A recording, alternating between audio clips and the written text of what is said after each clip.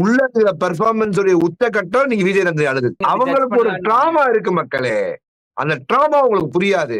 அந்த டிராமானால அவங்க போய் அழுதாங்க. அவங்க சிரிக்க மட்டும்தான் பிக் பாஸ் வீட்டுக்கே வந்திருக்காங்க. அவங்க சிரிச்சு எவ்வளவு நாள் ஆச்சு தெரியுமா மக்களே? அவங்கள போய் எப்படி மக்களே நீங்க ஒரு 10 பேர் சேர்ந்து அவங்கள போய் இமிடேட் பண்ணி சிரிப்பீங்க? வாட்டர் மெலன் பண்ணும்போது நீங்க இமிடேட் பண்ணி கலாய்ச்சிட்டு இருக்கும்போது சிரிச்சீங்க பார்த்தோமே. இல்லையா?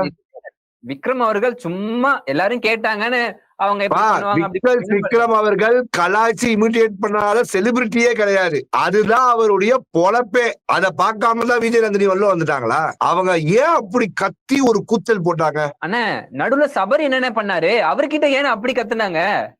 என்னமா ஆச்சுன்னு? ஆமா, எல்லா இடத்துலயும் கேட்க போறதுதான் பிரச்சனை. நான் இருக்கேன் இல்ல அப்படின்னு சபரி வந்து அந்த வீட்டுடைய ஓனர் மாதிரி எல்லா இடத்துலயும் ஓனுக்கு ஃப்ரண்ட்ல போனா ஓஹோன்னு கேவலப்படணும்ன்றதுதான் இதுக்கு காரணம். நான் தான் இருக்கேன் இல்ல. நீ இருப்படா, நீ இருப்ப. அந்த மாதிரி அவர் எல்லா இடத்துலயும் இருக்காருன்னு சொல்றானே.